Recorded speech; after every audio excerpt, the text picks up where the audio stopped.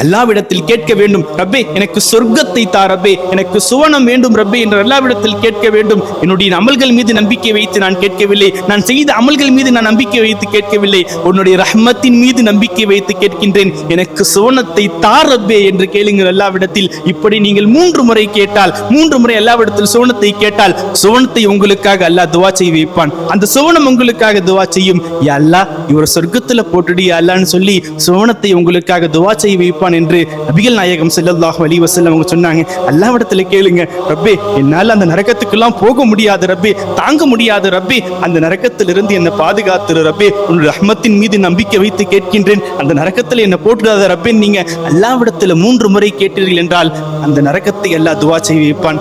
யா அல்லாஹ் இவரை நீ நரகத்துல போட்டுறாத, யா அல்லாஹ், யா அல்லாஹ் இவரை நீ நரகத்துல போட்டுறாத, யா அல்லாஹ் என்று நரகம் அல்லாஹ்விடத்தில் துவா செய்யும் என்று நபிகள் நாயகம் ஸல்லல்லாஹு அலைஹி வஸல்லம் அவர்கள் சொன்னார்கள்.